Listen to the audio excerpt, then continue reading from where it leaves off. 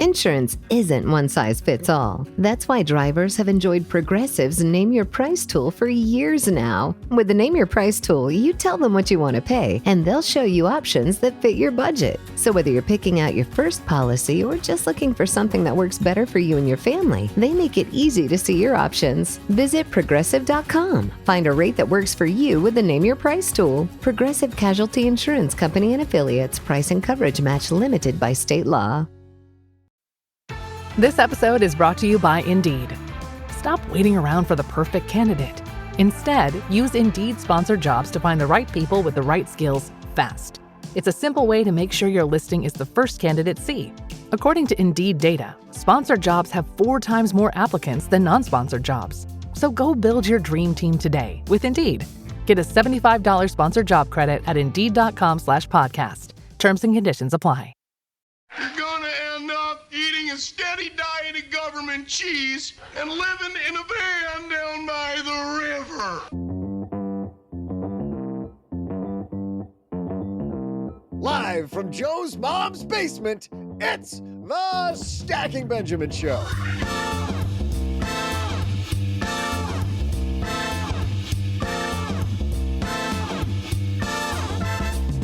I'm Joe's mom's neighbor, Doug, and on today's show, who's on your board of directors? And if you said, I don't have one, should you? And if you did have one, and they found out what you were up to, would they fire you? Today, we look into one company, OpenAI, and the story of their board of directors. We'll use it as a case study for you to manage your money better. And in our world-famous TikTok Minute, we'll shine a light on the tax code and how it might affect you more than you think. Plus, we'll answer a question from Stacker Michelle, who thought, you know what? I'd better call Saul. See hi and OG. And then I'll share some fruity trivia. And now here comes the top bananas of Stacking Benjamins. It's Joe and O-G.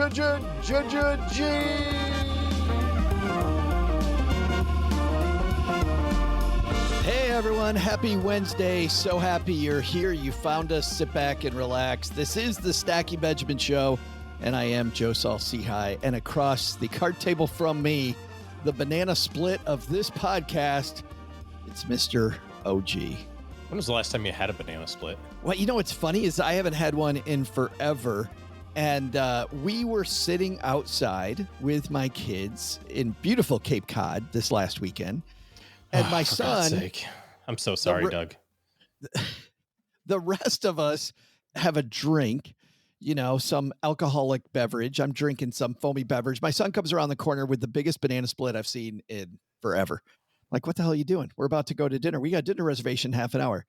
So he inhales the banana split and then later inhales the entire dinner.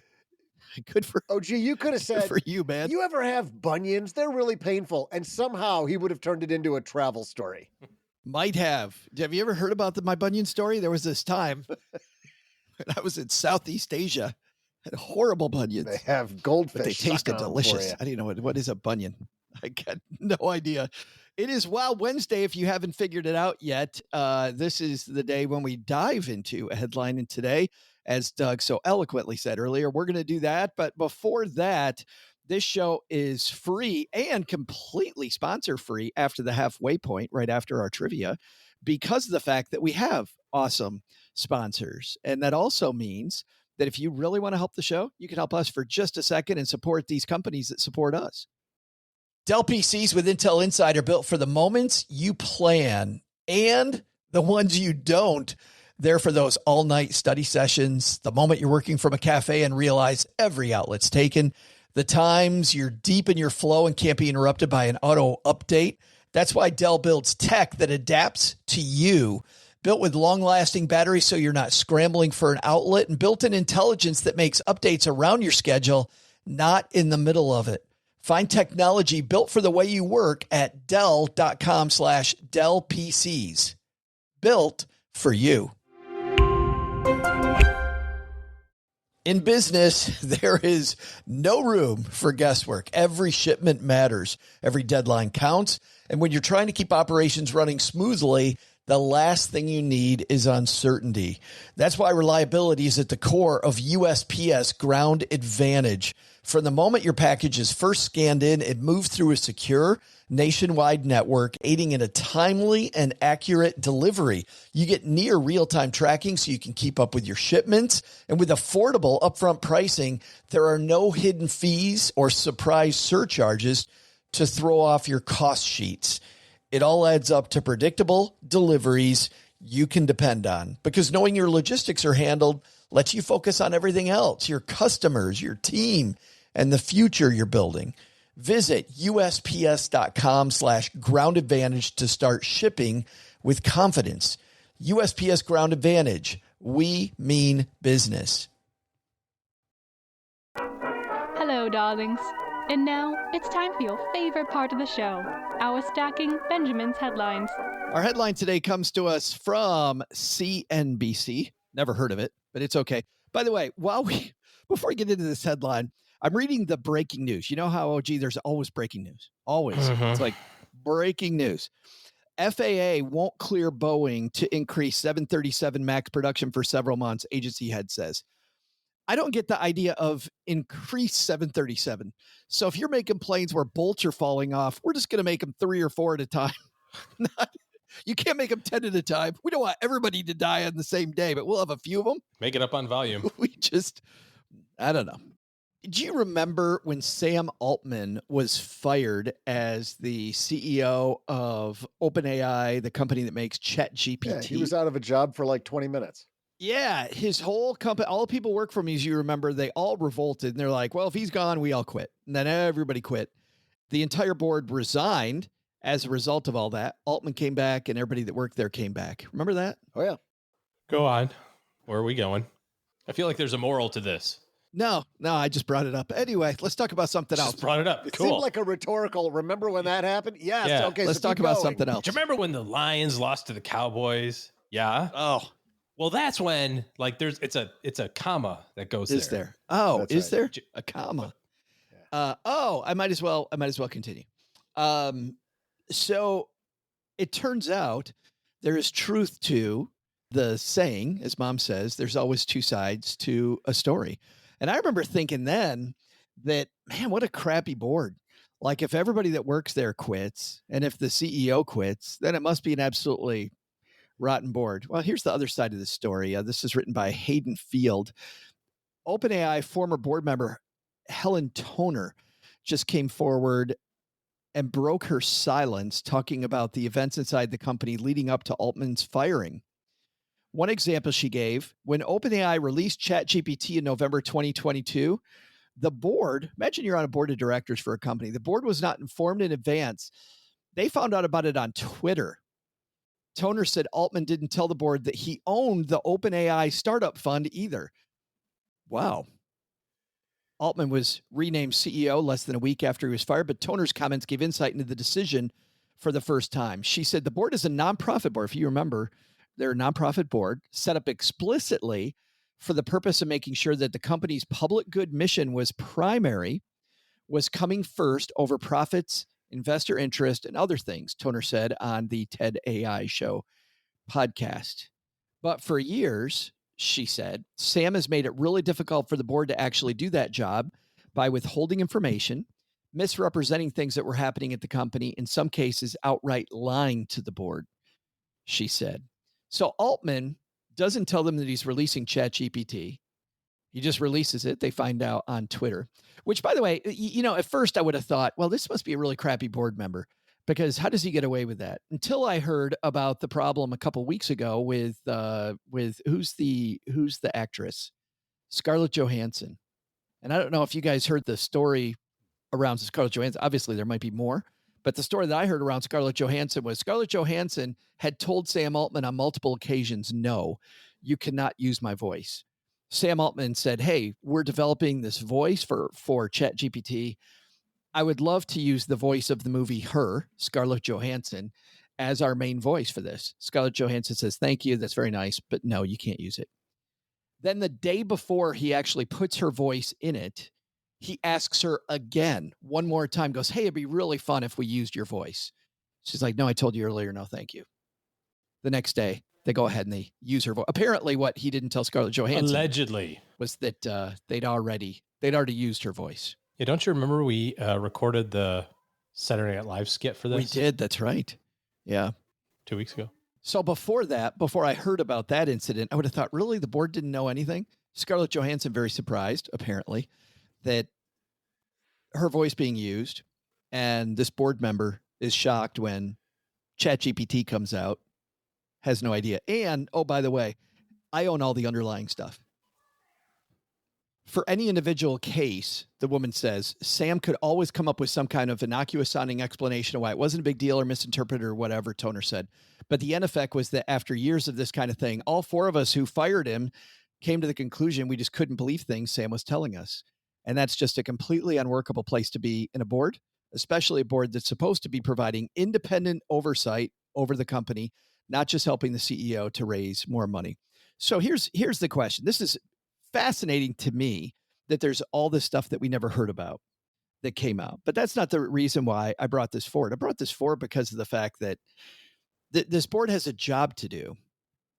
Their job is to oversee this nonprofit to make sure, in her words, that they are doing exactly what they are representing that they're doing. The reason they fire the CEO is because the CEO is not doing the same stuff that explicitly the board is told to do.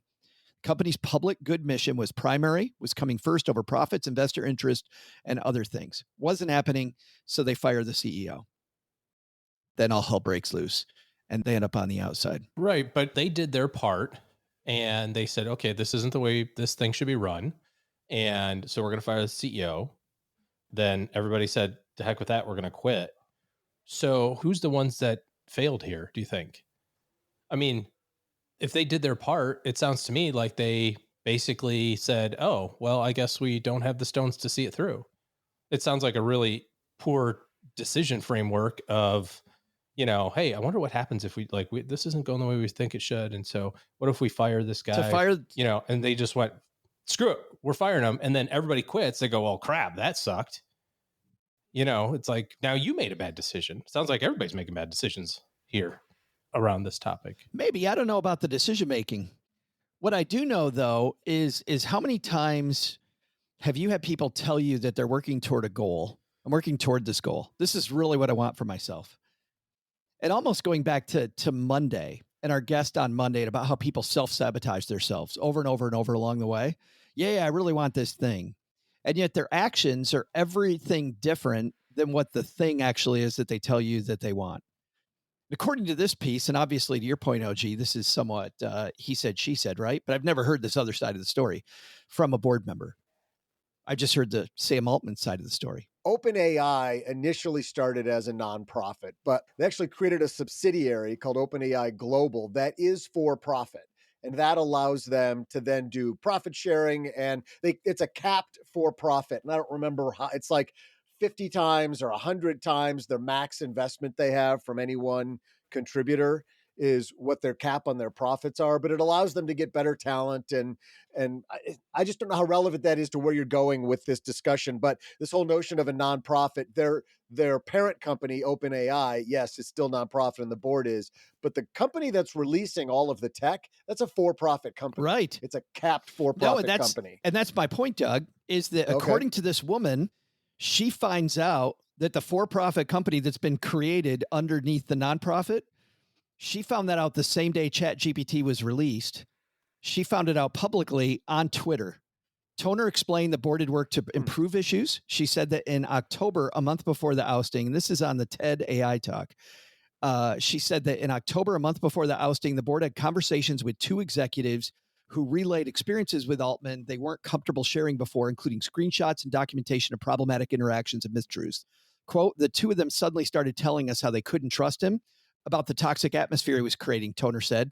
They used the phrase psychological abuse, telling us they didn't think he was the right person to lead the company, to AGI, telling us they had no belief that he could or would change. Artificial general intelligence, by the way, is what they're talking about. And obviously, at one point, they had a team focused on the long-term risks of AI. We had talked about that on a previous episode, Doug, if you remember that there's this big community around long-term, like where does this head?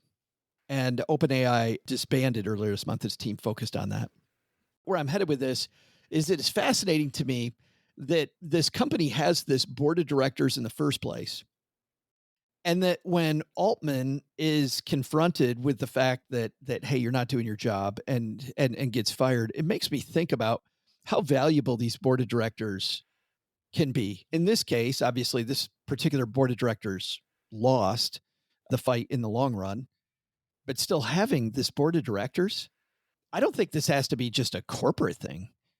I think having a group of people you surround yourself with that are smart people, that you tell them exactly what you want to do, you give them the mission, and then you start going against the mission, and these people then confront you with it.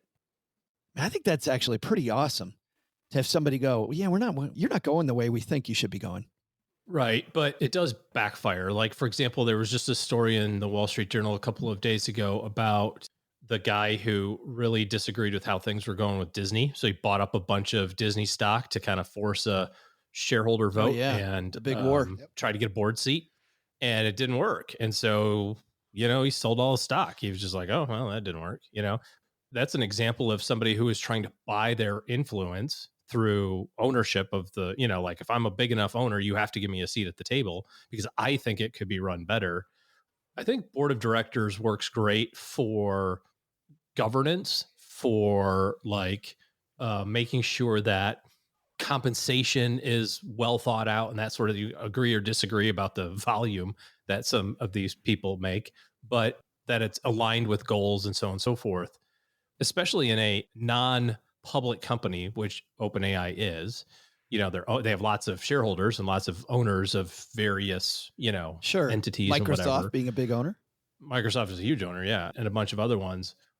Especially in smaller organizations, I think board of directors have a good spot for those things. But then in big companies, their job, I suspect, is to kind of make sure that the ship is pointed in the right direction. But what the heck does this guy from, whatever hedge fund know about how to price Disney parks or, or whatever, or what shows should be on Disney Plus or what projects should be funded? Like, I mean, you can have an opinion about that.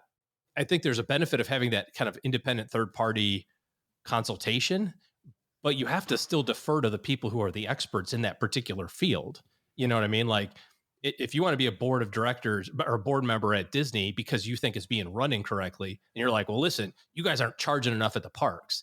It's like, unless you've run a freaking park before, I don't know how you can have a vote in this. Yeah, I think that's an interesting thing. You can have an opinion. I think that's a really interesting thing to bring up, because if somebody wanted to be on my quote board of directors and it was a hostile takeover, somebody go, no, Joe, you should do this.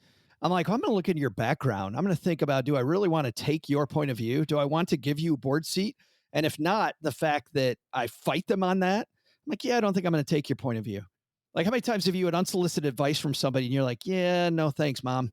Well, but I think that's where the analogy breaks down for us. I mean, we've espoused often on this show that you should have who's your team? Who's your board of directors? And you should have some key people that you really trust in some, whether it's legal or financial or health or spiritual or emotional or otherwise, you should have some key people on your team. The difference is we often don't give those people agency in our own minds. Like, we don't necessarily make them the boss of us. So we can choose when we want to take their advice or not. Because in a real board of directors, that CEO knows, okay, they're not involved in my day-to-day tactical execution, but if I keep screwing up over and over, quarter after quarter, year after year, I'm out. But that doesn't happen in our personal lives. If I keep eating you can't get fired from yourself. Yeah, if I keep eating a whole Tombstone pizza for dinner, I definitely didn't just do that last night. My What do you want on your tombstone? Pepperoni? My doctor probably isn't going to fire me. So there's no real risk there. But if we really want to really adopt that notion of we have our board of directors, we need to somehow convince ourselves that they do have agency and that we need to put a lot more weight into their advice to us. Secondly, I think most of us don't tell the people who are on our air quote board of directors that they're on our board. Joe, I know I'm pretty much the chairman of your board, but you've never once told me that I'm on your board of directors. Of course, I'm joking about that, but I mean, we don't say, hey, you know what? You're one of my 7 trusted advisors. We don't do that to people because we allow them to kind of come and go as it suits us.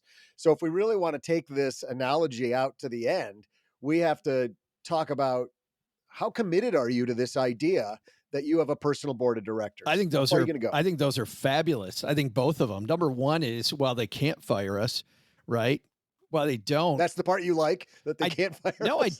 I totally like that, because how many times, I mean, there have been times in my life where I look back and I'm like, I should have been fired. If I would have had the ability to be fired, I should have probably been fired right then. Like, that was the worst decision. Your whole pizza analogy, like, why would I keep my job after doing that?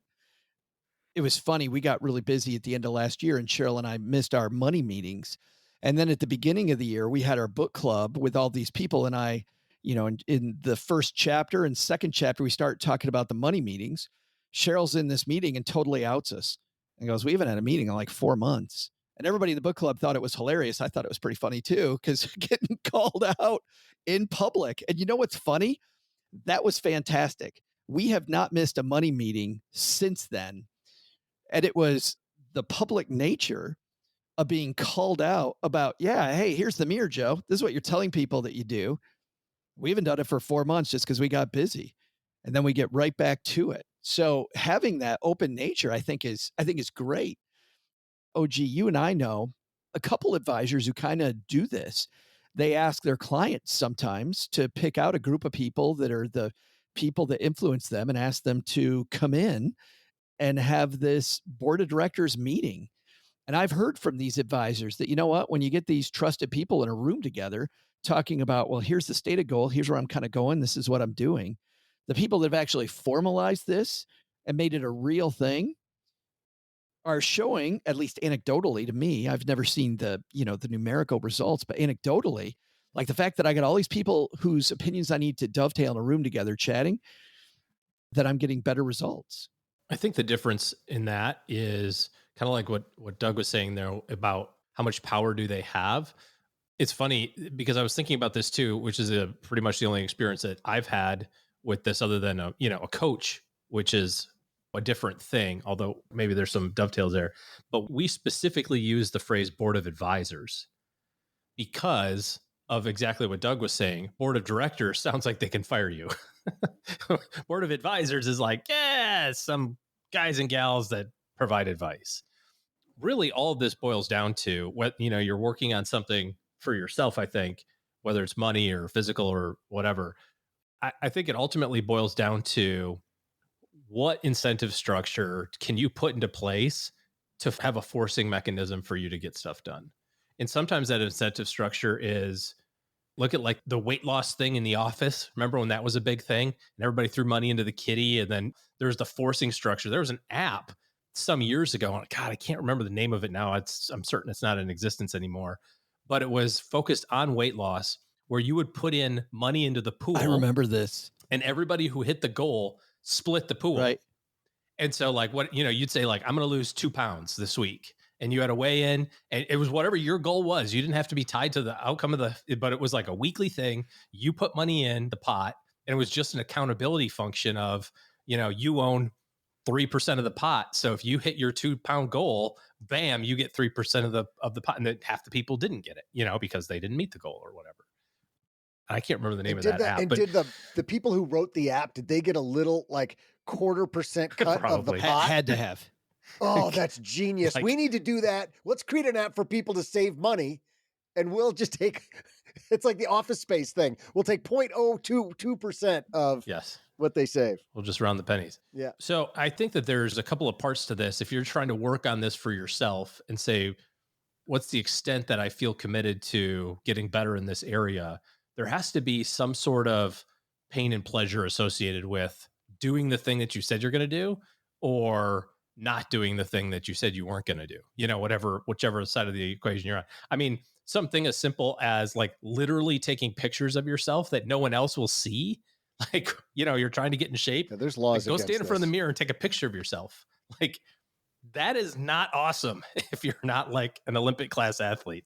And then have somebody that you have to send that picture to, that's like next level, right? It doesn't cost anything, but that's like a pain and pleasure thing, that an incentive structure of like, I am forced to take this picture on Monday morning. I cannot eat like 3 pizzas like Doug on Sunday night because I will just look like trash in my picture, you know? I mean, there's lots of ways that you can put your thumb on the scale to kind of. That's why I like working out with other people, is because if I tell myself I'm going to go out by myself, I don't go.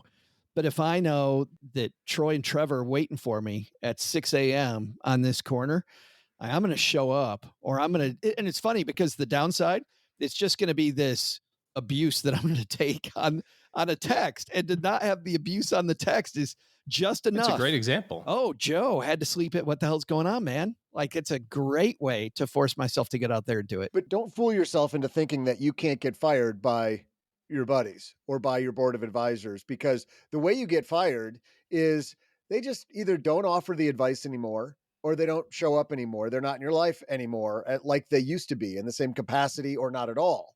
But it's easy for us to just wave that off because you think, we grew apart. Our kids weren't playing soccer together anymore, and so we didn't talk as often as we did. And I mean, you might really need to challenge yourself and think, is that why we're not talking anymore, and that person isn't on my board of advisors?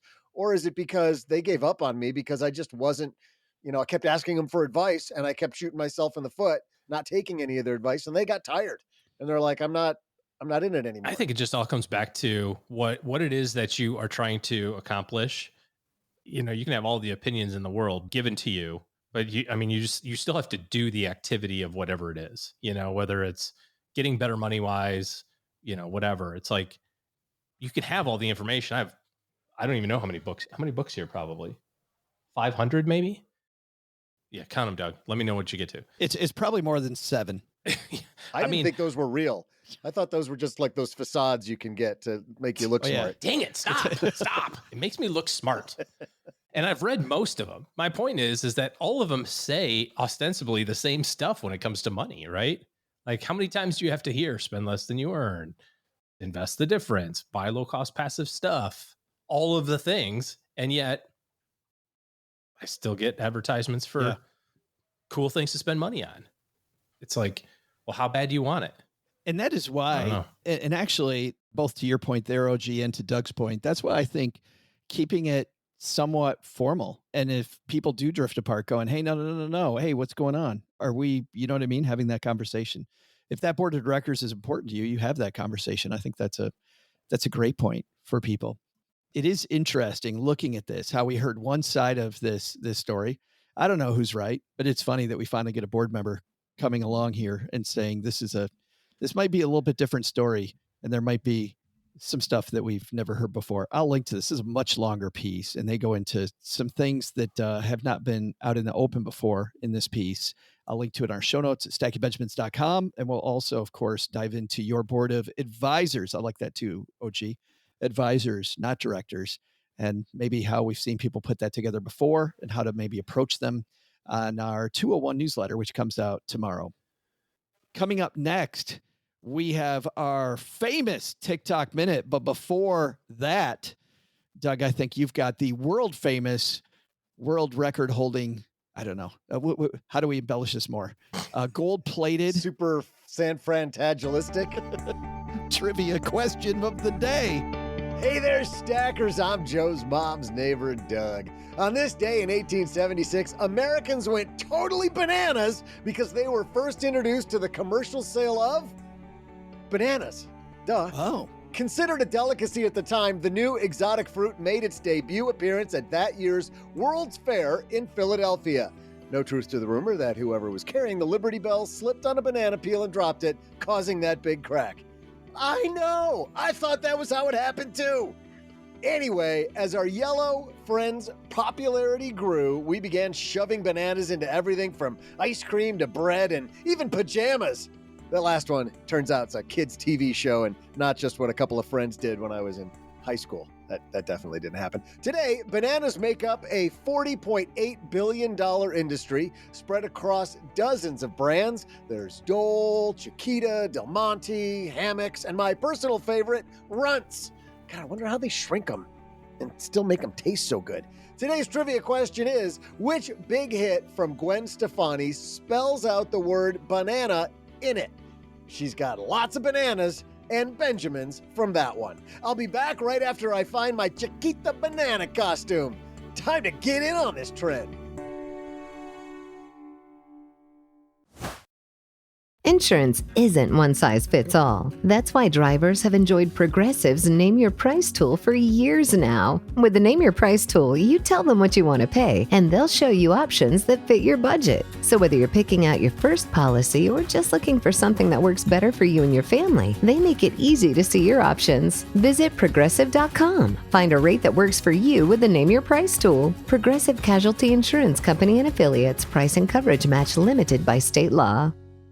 You didn't start a business just to keep the lights on. You're here to sell more today than yesterday. You're here to win. Lucky for you, Shopify built the best converting checkout on the planet. Like the just one tapping, ridiculously fast acting, sky-high sales stacking, champion of checkouts. That's the good stuff right there. So if your business is in it to win it, win with Shopify.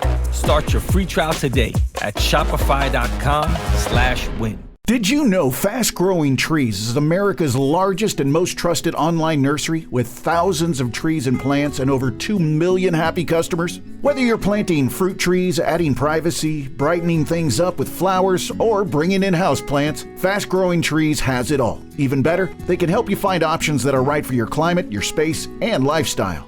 Click Order Grow. Every plant arrives healthy with the Alive and Thrive guarantee straight to your door. So if you're ready to get planting, this is the moment. Right now, they have great deals on spring planting essentials, up to half off on select plants. And listeners to our show get 20% off their first purchase when using the code WWO at checkout. That's an additional 20% off. Better plants and better growing at fastgrowingtrees.com using the code WWO at checkout. Fastgrowingtrees.com, code WWO. Now's the perfect time to plant.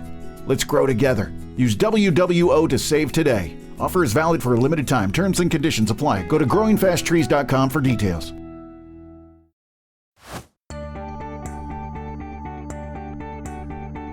Hey there, stackers. I'm miniature fruit lover and part-time detective, Joe's mom's neighbor, Chiquita Banana. It's just fun to say that. Americans consume an average of 90 bananas each year, making them way more popular than any other yellow handle-shaped fruit in the country. And by my own estimate, each of us has roughly 5 black bananas sitting in our freezer at any given time for purely aspirational banana bread. Am I right? Today's trivia question is, which Gwen Stefani song spells out the word banana in it? The answer? Stefani's solo career showcased her apparent love of spelling, first with her debut album's title, Love Angel Music Baby, which spells out lamb. Oh. Not sure why she'd want to do that. Yeah, I know. See, I think that way. And then with the great B-A-N-A-N-A-S on the album's hit single, Holla Back Girl. And now, let's get back to J-O-E and O-G. See what I did there? I think you're the golden banana on this podcast, Doug. I think you got it down. Thank you. Hey, time for the TikTok Minute. This is the part of the show where we shine the light on a TikTok creator who is either sharing something brilliant or air quotes brilliant. I don't know. Doug OG has waffled on this but the last couple times, so I'll go to you, man. Yeah, so I'm going to go with my tried and true because it works for me 85% of the time, 30% of the time. I'm going with 80% of the time. It works 30% of the time. Yeah.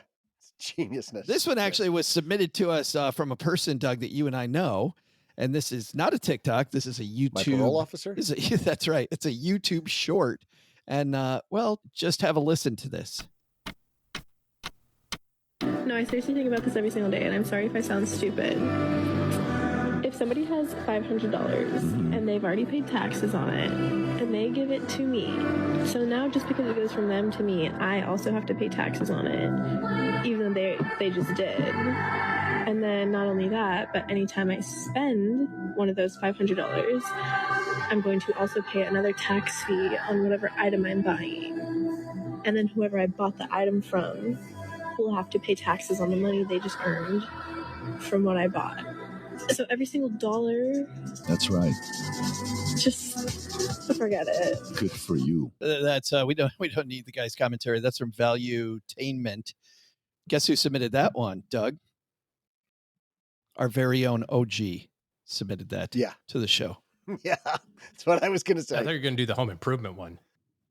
Don't you have the home improvement one? I don't know the home improvement one. Like Let's from see. the TV show Home Improvement? It's in your text message from May 23rd, 10:46 p.m. Could you be more specific? What I thought you thought I was going to go with was this one. Category is phrase, and off we go. Tavares, right in the butt. Oh, Right in the butt.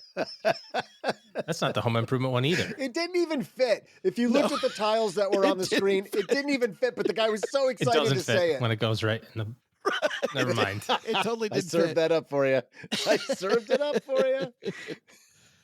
But I love the epiphany she has, OG, about the dollar being Every dollar's taxed taxed some way, shape, or form.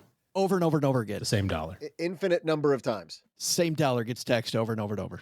Yeah, when I first listened to that, it's like, well, you give it to me, I pay tax. I'm like, no, you don't. And then I was like, oh, she means like earned it, basically. Yeah. So like if I go work, paycheck. I make $500, and then I take my $500 and I want to spend it, and I pay taxes on the fact that I spent it, in sales tax or whatever, if you live in one of those states. And then now that's earnings to you. So now you pay taxes on your earnings, and then you go and spend it buying stuff for me, and then you pay sales tax. Yeah. It's the infinite loop. It's the infinite money glitch from Reddit, or not, from Robinhood. Remember the infinite money glitch? It's the US infinite money glitch. I love this idea of the dollar being taxed over and over and over, because especially younger stackers will ask, well, what's the importance of a tax shelter? Like, why do I tax shelter? Well, number one, the importance of saving a dollar, right? When we look at the sweater I want to buy today versus saving that money for retirement, let's say. I remember, we had Brian Preston from the Money Guys on the show talking about his analogy of every dollar in your 20s is $88 toward retirement, just because of compounding interest. Like, it's 88 times. Well, then you also look at the tax you pay on that sweater that you're not paying by saving it for one purchase later. Like, you're just kicking that ball down the field. What a powerful place to be. And if people can learn that when they're young, OG, like, how great is that? Taxes suck. I remember TLDR. Yeah, I remember a guy, Patrick, that used to be a client of mine when I was an advisor, who would give to learn this very lesson. He would give his kids an allowance, and then he would take taxes away right in front of them. Like, just so they had to see it. Gives him $10, takes 2 back. What's that, Dad? That's the tax person. You know how I always take 4 cookies from you, the dad tax? That's the lesson. Right. This is the real dad tax. That's right. And you can tell it's the federal government because it's going to a bloated home. One that is well cared for. Thanks to OG for sending that in. If you've got a TikTok minute you would like us to dive into, email to me, joe@stackingbenjamins.com. Hey, let's move into a stacker that said, you know what, I better call Saul, C-Hi, and OG. And today, we've got a great question from Stacker Michelle. By the way, if you've got a question for us here, because this one, if you're brave and you call in, we send you some swag for calling in. So let's hear from Stacker Michelle. Hey, Michelle. Hey, guys. My name's Michelle, and I'm from Springfield, Missouri. And I just have a question for you about what do you do when you're somebody who maybe has some debts in the line of student loans and some medical debt, and of course, some credit card debt because, awesome. But what do you do when you have dreams of becoming an entrepreneur and you're just not sure how to tackle the debt so that you can free yourself up to become that entrepreneur? Any tips would be great. Is there a way to do that concurrently, or am I just playing my life on financial hard mode?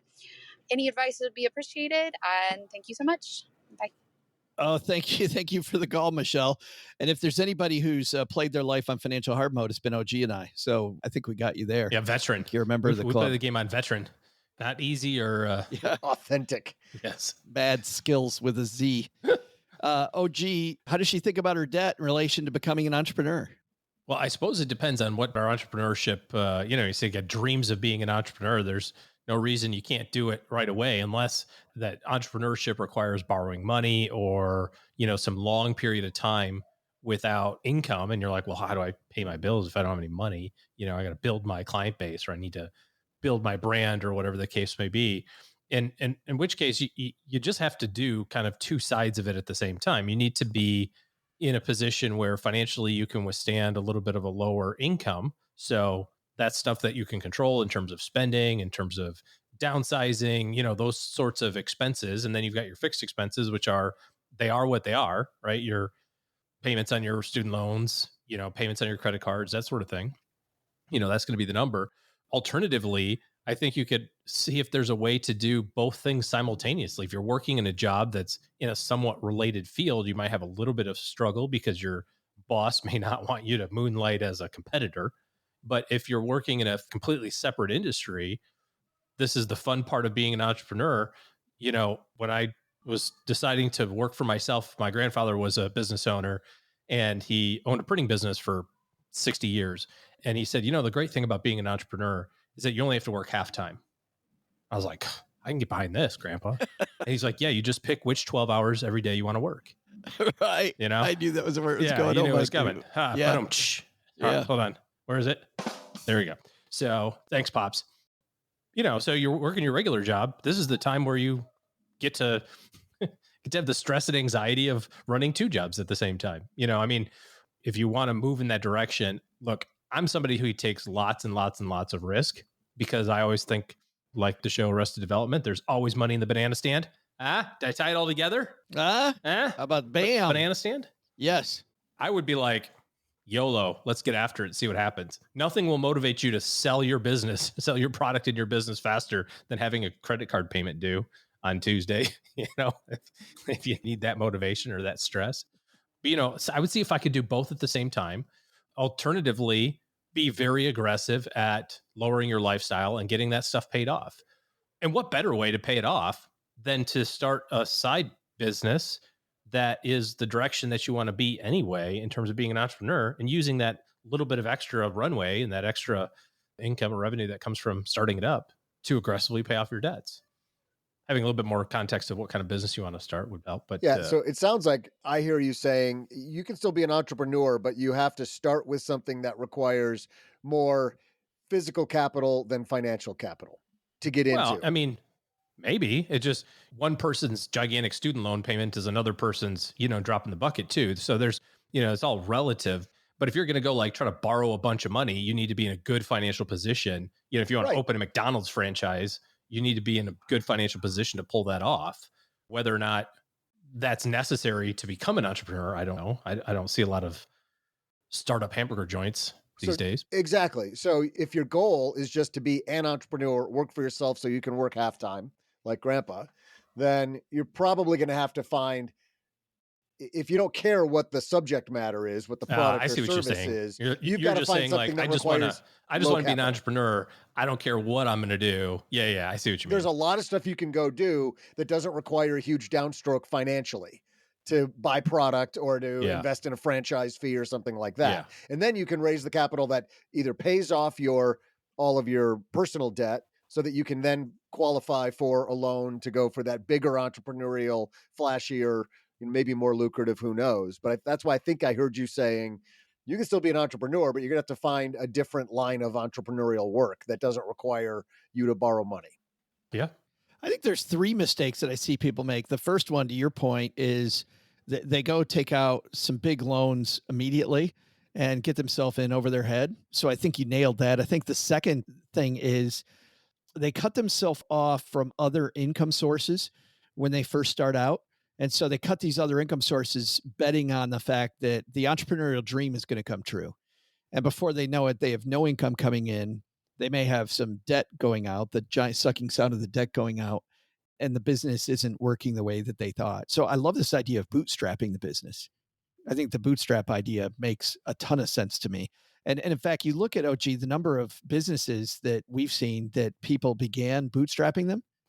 I think it's a little like playtesting, before you go full time. Especially if you don't know exactly what you're getting yourself into, kind of to Doug's point, right? If you're just like, I don't care what I'm an entrepreneur in, I just want to be an entrepreneur, then yeah, you just kind of throw some stuff around and see what happens. But even so, I suspect as long as you're not in the same business as what you're doing full time, there's probably a quarter part-time type of solution there, like you said, that bootstraps it, that you can kind of get moving in that right direction and build that momentum. I heard this phrase the other day that I thought was really interesting. It says, in order to make a big snowball, you don't need a lot of snow. You just need a big enough hill.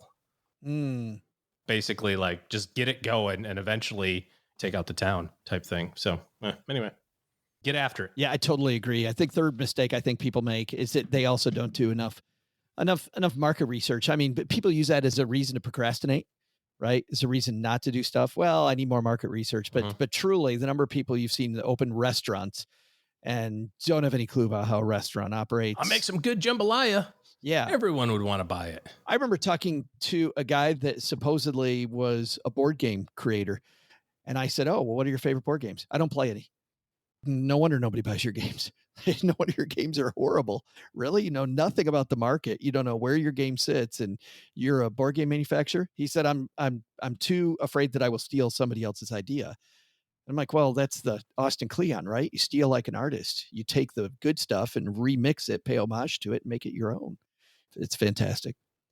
I'm excited for her to become an entrepreneur, though, OG, aren't you? Well, I mean, I don't know what she's going to be an entrepreneur in, so probably less excited than you based on me not knowing what kind of entrepreneur she's going to be, but I don't know why anybody wouldn't want to be one. I just think your grandfather's right, but I also think on the other side, there are people that will work 12 hours for themselves so they don't have to go to work for somebody else. You know, yeah. I don't want the security door. I want the opportunity door. Like, give me the opportunity door. 100 times out of 100. There's so much opportunity there. Springfield, Missouri, by the way, great place to be from. Show me. I like going there. It's a nice little pit stop on the way back from Michigan. Is she going to get some swag?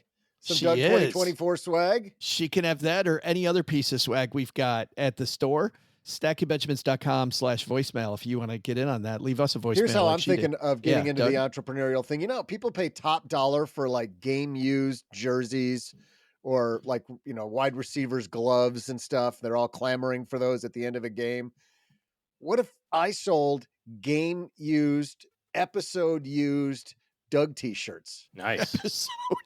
Like, I'm wearing one right now. And it's, you know, I get a little worked up when we're recording, so there's a little bit of perspiration in there. It's super authentic. Oh, you get the musk. Yes. I think people would pay top dollar for that. Get the scent of the man himself, the scent of the candidate, the thrill of the hunt. There's something there. Multi-sensory experience. Tell us in the basement, people, if you're interested. You can make this happen. In case you're keeping score at home, it started raining again at 1:35, and now it is 2:08 and has rained another inch and a quarter. How do you know that without going outside? Do you have a rain meter I have an outside app that for like that. communicates to it? Oh my God. That is the ultimate in laziness. You have a rain meter so you don't have to walk 38 steps to go look at it. Wow. I mean, if it fills up every 30 minutes, you'd be getting soaking wet. Be running laps and getting wet. Yeah. If you've Technology, got a question for us, head to StackyBenjamins.com/voicemail or StackyBenjamins.com/rain meter. I don't know. Time for our last segment of the show. Back porch. And back we, porch. Back porch. We call this the back porch. Let's Yeah, go. Doug, you've had some health issues. I have, but before we get there, do you want to talk about, because you had a Midwest palooza a few weeks back where you were just traveling in your van, going city to city, meeting people. Van down by the river. Yeah. The old Cleveland panel and van. Detroit. Who wants ice cream, kids? Uncle Right. Joe's here. The naked lady mud flaps on it. You went to Kalamazoo and Baston. Started in Cleveland. Great group of stackers in Cleveland.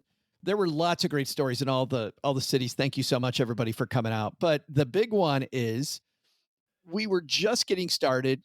We maybe have been chatting for 4 or 5 minutes, and this couple walks in and sits down. We're doing introductions around the room. There are about 25 people came out in Cleveland. It was a nice, kind of the perfect group for this discussion style meetup that we were having. And we get to the gentleman, and he said that they were on vacation from Birmingham, Alabama, headed to Niagara Falls, where they were listening to the show and heard we were coming to Cleveland. So they pushed back Niagara Falls by a day so they could come hang out at the Stacky Benjamins meetup with all the stackers. Is that cool or what? Amazing. They risked possibly, like, the falls could stop at any point. You don't know. Could. You don't know when that water is going to just no stop idea. one day. And they Yes. risked all of that to divert to Cleveland. Smart move. I think it's a smart move. I'll take that. Yeah. So that was great. Doug, you were able to join us in Detroit at the last minute. Detroit was Old Friends Night. Fashionable Ferndale. It was a nice microbrewery we were at, a little loud, but it was a nice microbrewery. We have a weird table setup because it was loud enough that we wanted everybody on one side of the table to hear the other. So we had this weird thing where we put me in the middle of the table and had everybody around. It felt very strange, but we tried them lengthwise before you got there because we were surprised you got there, frankly, as soon as you were able to get there because you were having a root canal. Yeah, I know. I had a root canal in northern Michigan and then drove 250 miles to get there. And I think I was 30 minutes late, 25 minutes late. Yeah, but you thought you'd be there like an hour and a half late. Yeah, like never late. And then when you walked in, we're like, dude, it was so awesome. But we had this weird configuration because we couldn't figure out how to get everybody to hear each other so we could have a great conversation. But it was Old Friends Day. The cool thing I want to talk about, there was a gentleman there, I believe his name is Ryan, who had never gone to a meetup with other stackers or anybody in money groups before. And I know, talking to some family members I've invited to these things, like, it sounds like an Amway meeting. I don't know if I really want to do that. It just, And it seemed like Ryan had a good time. He's when we left, Ryan was still out there chatting with people. Yeah. Well, and there was another guy who, if I'm not mistaken, had never listened to the show. I think he heard about our meetup through the Choose FI Detroit community, but his name was Zach. Oh, no, Zach had listened to the show. Ryan had never listened to the show. Was that it? But yeah, Zach was a fan of the show, but it also had never come to anything. Okay. You're right. Well, yeah. But you could say there was another guy, Zach, who'd never. Yeah. And so we had it was like old friends and a couple of new guys, and we did our best to alienate them. I mean, make them feel welcome. It's what we do. Yeah. It was great seeing everybody. We actually had Tim from Pittsburgh come into Detroit to see us. He was visiting his sister, our friend Chris was visiting her, but it was great to see the old Detroit friends. That was his sister? Chris was Tim's sister? Yes. Was it really his sister? Yeah. I thought they were married. I swear to God, I thought they were married. I'm like, wow, that's a long distance marriage. Yeah. No, nice Pittsburgh couple. to Detroit. Yeah. Yeah. Living this weird lifestyle where he's in one place, she's in another. They have been members of our book club group. So it was good to see the two of them again. Then on to Kalamazoo, and we had a really nice time in Kalamazoo. But the funny thing I want to share about Kalamazoo was that there was a gentleman, a stacker named Dick there. And at the end of the conversation, we were talking about behind the scenes in the show.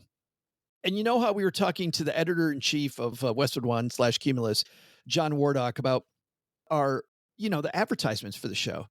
And the fact that it's a necessary evil and that, you know what, we got to find a way to make the stuff entertaining around the ad. So for a while there, OG, we were doing the little thing where we go, hey, so I got this rash and let me tell you about it. And then we cut to the ad. And I was in the middle of beginning to talk about, the creativity and how funny that was. Now we were making ourselves laugh, but I just started telling that story. Yeah, we went through this period where we were, and Doug yells out from he's in the back of the room. He's like, I hated that. I was so glad you stopped doing it. And it was so great. Cause I'm sure then the look on my face about, well, we kind of liked it, Dick. we kind of thought it was a good time. But I love being able to talk to people about that stuff because then he's like, yeah, it drove me crazy. I'm so glad that it's straightforward now, that you guys don't do that anymore. But I remember some of the stuff that you guys came up with. Oh my God. Some funny ads. As long as we're having a good time. That's what matters. Exactly. Well, that's what I told him. I'm like, we're just entertaining us.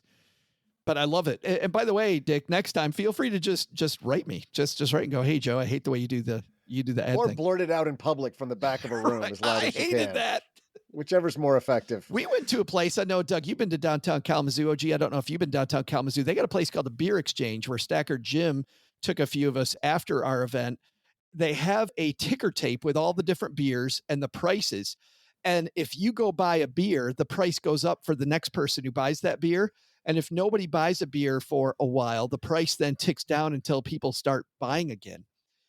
And then a couple times a night, there's a market crash quote where all the beers are $1 for like 5 minutes. Nice. And it was super fun to walk in and you've got all the beer prices. And I'm not buying the beer based on the one that I really want to drink. I'm trying to buy low. And hope that the price goes up later. Hold it. You're going to hold it? Yeah, right. Sell it to someone else? Unfortunately, I drake away my profits, OG. I drake them all. I didn't even think about a secondary market. That's a great idea. I'll sell you the one I got 30 minutes ago. Wow. Yeah, that's right. But it's a great way, and I've actually heard some of those haven't done as well. It's a really novel idea, but I've heard some of those bars haven't done as well as you'd think. But it is a great way to ensure that you do not have a lot of carrying cost for your inventory. Because even the crappy beer, you're going to move because it's going to be cheaper, and thus incentivizing somebody to buy it who wouldn't have otherwise bought it. Yeah, just to give it a shot. Right. It was fun. They have beers from for the mountains of Bush. Kalamazoo and all over. And then in Boston, Paula Pant joined me. My son and daughter, Nick and Autumn. Autumn's boyfriend, Arthur, joined us. And we had a ton of stackers join us. I talked last show about Stacker James, which it was great seeing him repping the Doug 2024 colors, which was great. But I met a lot of fantastic stackers. And I think, guys, we got to do, now that my daughter's there, Boston, we're coming back. Obviously coming back to Cleveland, Detroit, and Kalamazoo because we have family members there. But Boston is someplace you guys got to come to next time. This place was a microbrew that was a former bank. It was the home of, I believe, the first bank robbery in the United States ever. Wow. And I felt like we held them up that night.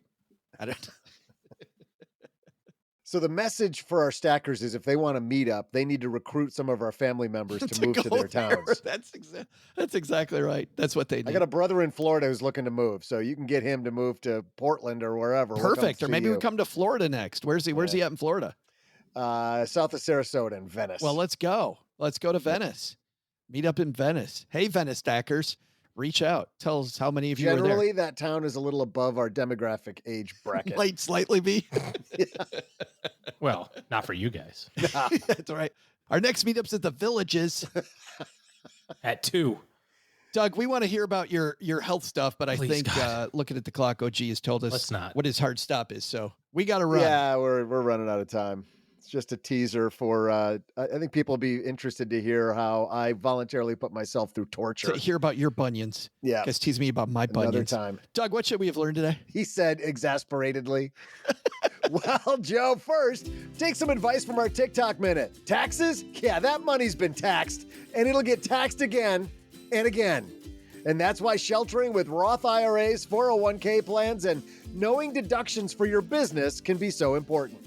Second, speaking of important, who's on your advisory board? Pause this episode and contact people now.